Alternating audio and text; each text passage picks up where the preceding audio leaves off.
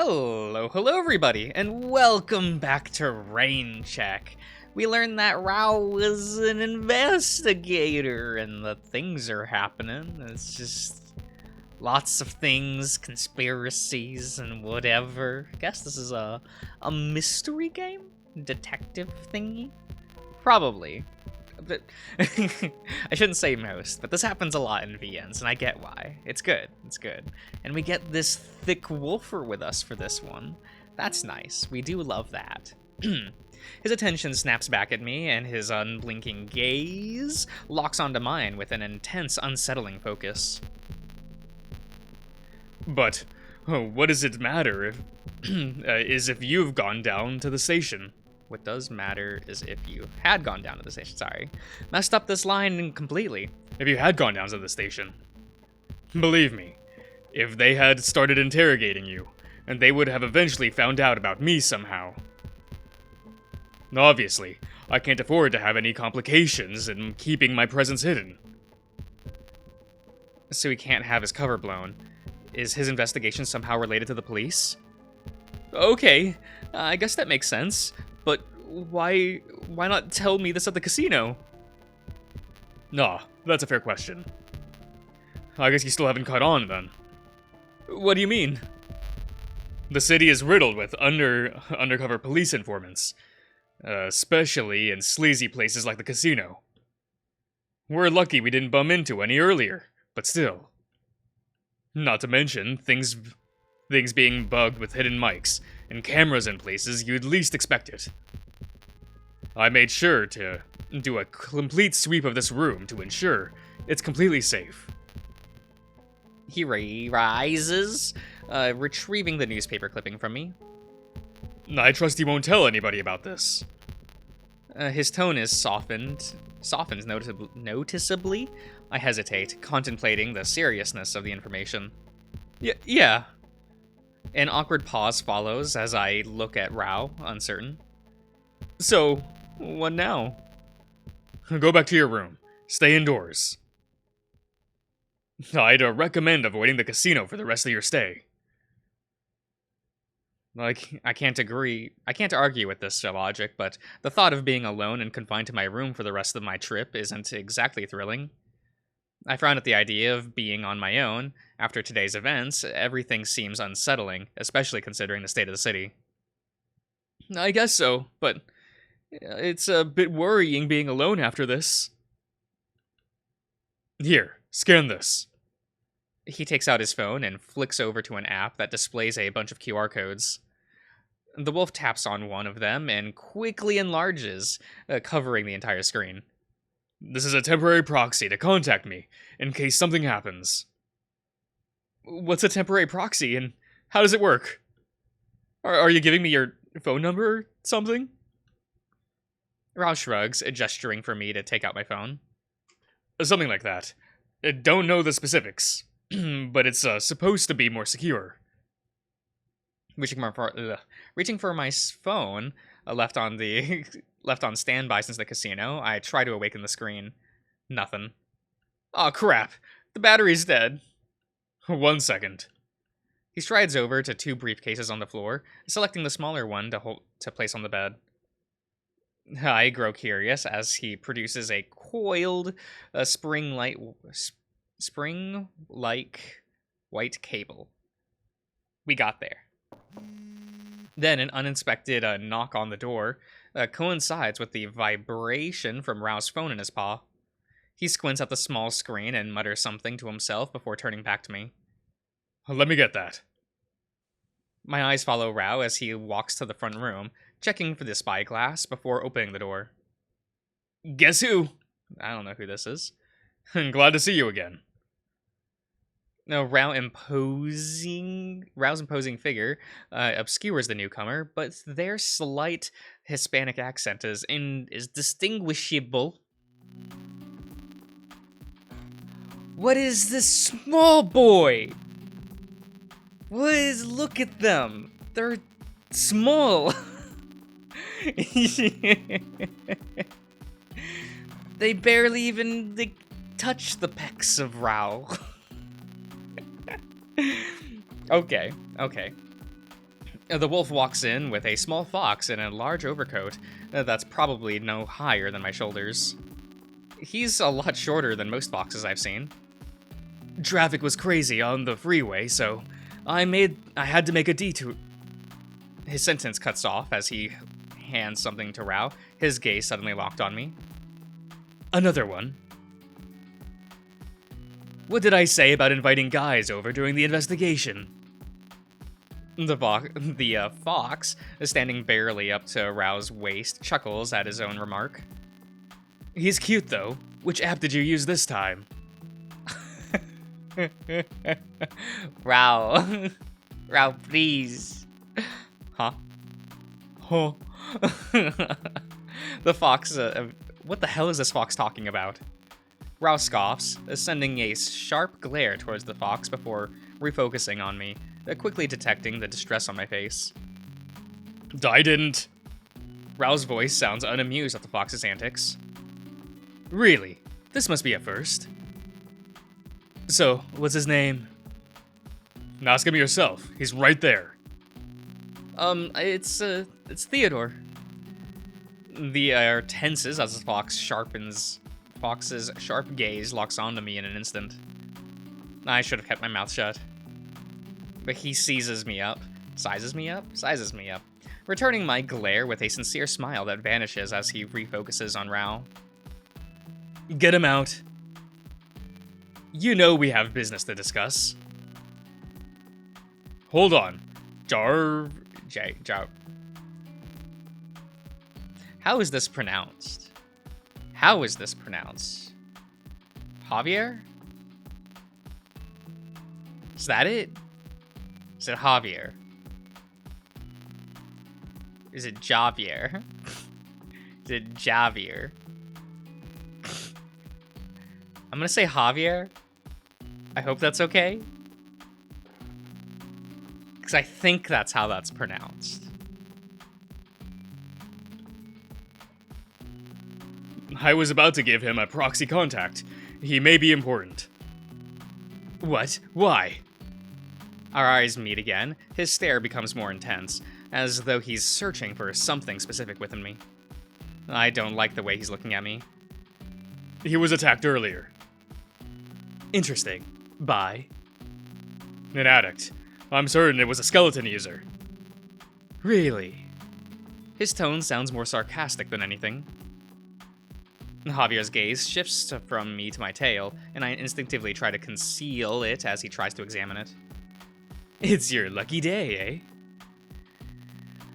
eh? You're not hurt, are you? His tone shifts and takes on a note of concern as he points at my tail. Not sure what to say, I nod slowly while avoiding eye contact. He's okay, thankfully. His phone's dead, though. I was about to restore it. Restore it? We're gonna restore this phone to life? Just like, okay. Does anyone refer to that as restore? Instead of charging the phone, we're gonna restore it? I see. Javier walks past me and takes a seat in the chair in front of the desk, immediately turning his attention to the laptop. Rao gestures for my phone, manipulating a small dial on the hand of the charging cable. It'll only take a minute. I cautiously hand over my phone when he plugs into a nearby outlet using the table, which he does, yeah. As the conversation lulls, I take the opportunity to speak up. So, what exactly is a proxy contact? The fox immediately turns to face me from a seat.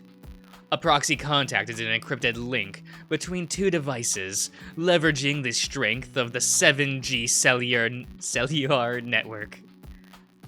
Why's this man like this? Essentially, it sets up a private communication line between you two.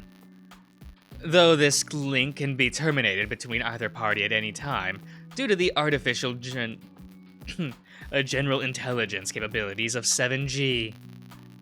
The only drawback is that it'll only terminate if both parties are too far away from the same nearest cell tower, since 7G signals cannot circumvent the near-far paradox without it. Should work fine within the city. You're welcome. The fox rattles off the information while nonchalantly tapping away at a laptop, as if the words are ingrained in their memory as expertly rehearsed. Rao and I look at each other before he speaks. He's always like this. Very good. I'm about to ask about something else, but my phone comes alive. Here. He hands back my phone, with it being charged to a whopping 97% in just a couple of minutes. My eyes widen in amazement. What the hell? That was fast. What is this? Graphene embedded universal charging cable. Charges most phones in full in less than 5 minutes. You're welcome. Quit it. Okay. I try my best to ignore their exchange and unlock my phone, and ready the camera app for the QR code. You good? Here. He extends forward his screen, and I scan the QR code. My browser pops open briefly before returning back to the home screen, displaying a new app. Now press that to contact me. Do so if you're in danger or witness something odd. Okay, do you mind if I try it out now? Rouse sighs, shooting me a mildly annoyed look, as if he's not looking forward to whatever is about to happen. All right. I tap the app, and Rao's phone immediately starts vibrating with such intensity that he struggles to muffle it with his paw. God. That only happens the first time the connection is established, so don't worry about that for you. There is also no way to disable that. Okay, noted. A quick glance at my phone reveals an unusual notification. On closer inspection, it's 2 unread text messages from earlier, unattached to any phone line. It becomes clear they must have been sent from my phone when my phone had died and only just received upon its reboot. I tap on the alert to reveal its message. An attached image slowly loading. I squint at my screen, unsure of what I'm looking at. My heart drops into my stomach, and I nearly let out an audible cry. Raoul notices my panicked state and stares at me concerningly. What is it? Oh. It's them. It's the incident. I see. My blood freezes. Someone snapped a photo at the exact moment I kicked the cat at the casino. It's blurry, but the details are indistinguishable. Could this be from one of those hidden cameras Rao mentioned? I hand over my phone to Rao, I'm just messing up things left and right, not wanting to look at the haunting image anymore. He reluctantly takes it from me and studies the screen. Oh my god. What the fuck? That's me. What? Confused, I get closer to Rao, and we both look at the image on my phone. Look, right there, on the far left. That's me. Rao points to the far left of the image, where his blurry figure can be seen lurking near the corner of the slot machines. Where the hell was this taken from? Javier comes back around and peers between the gap of Rao and I, trying to get a good look at my phone as Rao naturally lowers his arm for him. Let me see. I have no idea. Ironic. Actually, do you mind sending this image to Rao? I'd like to take a closer look at it. Yeah, sure thing. I can do that now. Rao hands me back my phone. As I prepare to forward the image, I remember the other unread text with some hesitation. I open it, unsure of what Morse could reveal. Good job. You will pick up your reward tomorrow night by yourself. Or else. This address. My voice trails off. It feels like there's suddenly a lump in my throat. What? My voice trembles, fixated on the cryptic message before me, unable to look away. I give a small, defeated chuckle as tears start welling in my eyes. Tigor, please! All emotion drains from my body, leaving me feeling like an empty shell. There has to be some mistake. I sit down on my bed and swallow hard, fighting back the urge to throw up. As I follow, as I, wait, all I want is to close my eyes and make everything go away. I'm at my limit. The room descends into unbearable silence as Javier and Raul exchange uneasy glances. Raul looks at me and speaks up as after a long drawn-out pause. Hey, you okay? I'm not sure why, but those words cut me deeply. I try to keep my composure, but it's getting hard. Nothing's been okay since I got here. I'm fine. That's what I want to say, but all I can manage is a weak whimper. Despite my efforts, tears start rolling down my face. I feel completely lost and overwhelmed, staring at nothing in particular. God. Look at what you did. He's crying now. Let me take over. The fox sits backwards on the chair and faces me. Don't worry, Theodore, was it? Rao and I will investigate this for you, so you can rest easy. We'll make sure you're safe. And by we, I mean Rao. What? We never agreed to this. We can't babysit him. He's a liability. No, he's an asset. I'll call Andrew later and let him know we have a potential lead with a civilian. You know what to do. Besides, you should show some compassion for once. You're one to talk. Oh my god. You're one to talk. The wolf lets out a deep and extended sigh. Fine. Great. I also just looked up the address, and it looks like it's at the edge of the city near the power plants. I'll do some research later, but until then, don't let him out of your sight.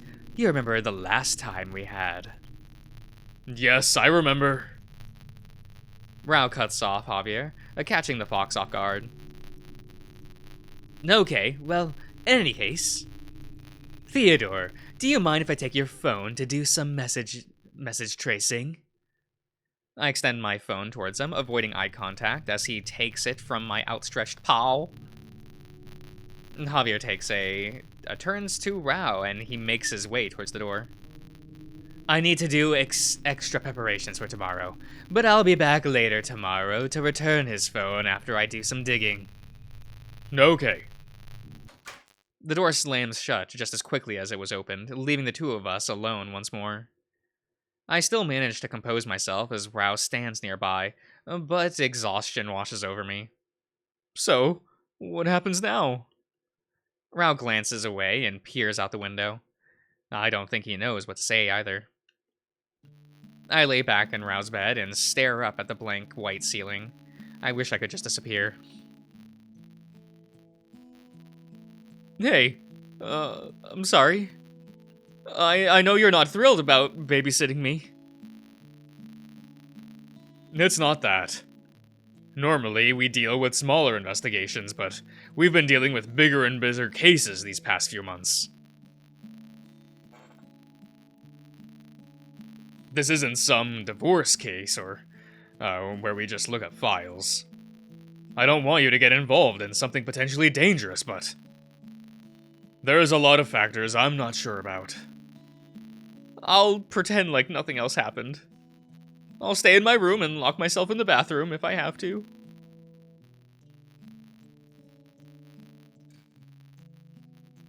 We don't know the exact threat behind that message. So it's best you stay with us for the time being. I know. Do you guys mean what you said? What? Am I really going to be fine? Yeah. We'll make sure nothing happens to you. I'll be sure to talk to, Javier later tonight on how to proceed with tomorrow. Hearing that puts me at ease. I rest my eyes. You have nothing to worry about. I used to be a bodyguard. But even though I had to quit, My eyes grow heavy, and I struggle to focus on his voice. His words meld together into a deep, calming murmur as I zone out.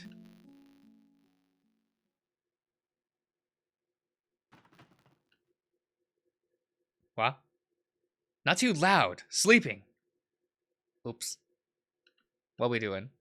Tomorrow we'll... Absolutely not. What if he... I can do it instead.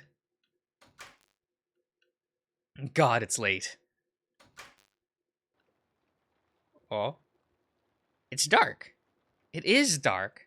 Well, I think I'll end the part here. So, I'll see you guys around.